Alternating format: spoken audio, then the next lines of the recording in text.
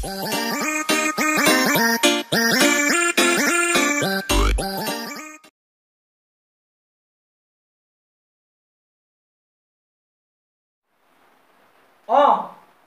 বহাহি তোমালোকক ইয়ালৈ আজি মাতি পঠিওৱাৰ উদ্দেশ্যটো তোমালোকে গম পোৱা নে তোমালোকক আজি মই পাৰ্চেন্টেজ অথবা কিতাপৰ কথা সুধিবলৈ মাতি পঠিওৱা নাই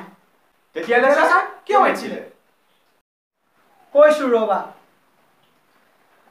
তোমালোকৰ লগত আজি মই আমাৰ অসমীয়া জাতিটোৰ একতা আৰু মানৱীয়তাৰ কথা অলপ আলোচনা কৰিম বুলি তোমালোকক মই ইয়ালৈ মাতি পঠিয়াইছিলো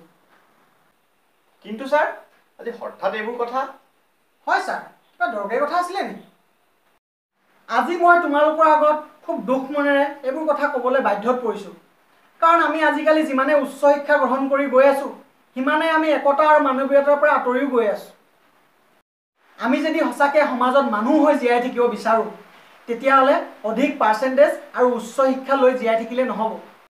আমাক জীয়াই থাকিবলৈ হ'লে একতা মমতা আৰু নিজৰ জাতিটোৰ প্ৰতি শ্ৰদ্ধা থকাটো খুবেই প্ৰয়োজন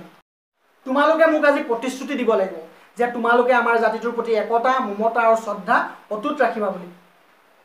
হয় স্যাৰ আজি আমি আপোনাক প্ৰতিশ্ৰুতি দিছো আমি নিজৰ জাতিটোৰ কাৰণে একতা শ্ৰদ্ধা আৰু মমতা সদায় অটুট ৰাখিম হয় স্যাৰ আমি কথা দিছো আপোনাক আজি আমাৰ জাতিটোৰ ওপৰত মোক ক'বলৈকে বেয়া লাগিছে কাৰ কুদৃষ্টি পৰিলে আমাৰ জাতিটোৰ ওপৰত আজি তুমি ইংলেণ্ডলৈ যোৱা ইংলিছমেন পাবা আমেৰিকালৈ যোৱা আমেৰিকান পাবা জাপানলৈ যোৱা জাপানিজ পাবা কিন্তু আমাৰ ভাৰতবৰ্ষত তুমি হিন্দু মুছলিম শিখ ফালানা ডিমকা বিভিন্ন ধৰণৰ জাতি পাবা কিন্তু নিজকে কোনো ভাৰতীয় বুলি পৰিচয় নিদিয়ে সেই একেই গতি আজি আমাৰ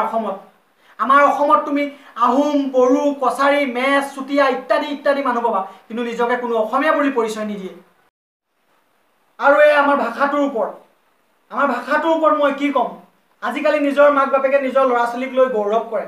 কি আমাৰ ল'ৰা ছোৱালীয়ে অসমীয়া ক'ব নাজানে লিখিব নাজানে এইটো কি গৌৰৱ কৰা বিষয় এইটো লাজ লগা আৰু অতি দুখ লগা বিষয় ক'ত গ'ল আজি সেই অসম য'ত চুকাফাই ৭ ৰাজ মাৰি ১ ৰাজ কৰিছিলে ক'ত গ'ল আজি সেই অসম য'ত মহাপুৰুষ শ্ৰীমন্ত শংকৰদেৱ আৰু আজান ফকীৰে মিলি নিজৰ বৰগীত আৰু জিকিৰেৰে মিলন সেতু গঢ়িছিলে আৰু আজিকালি কি হৈছে আজিকালি টিভি ছ'চিয়েল মিডিয়া এইবোৰ একো চাবই নোৱাৰি চৌদিশে কেৱল হত্যা আৰু মাৰপিট আমাৰ জাতিটোৰ এতিয়া কি হৈছে হয় স্যাৰ আজিকালি মানুহৰ মাজত হিংসাটো বেছি হৈ গৈছে হয় স্যাৰ বহুত বেছি হৈ গৈছে হিংসাটো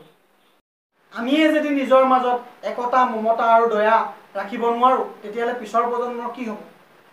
শেষত স্যাৰ আমি কথা এষাৰ কৈ থৈ যাওঁ জয় আই অসম তোমালোকৰ মাজত এই আজি একতা দেখি মোৰ মনটো ভাল লাগিছে জয় আই অসম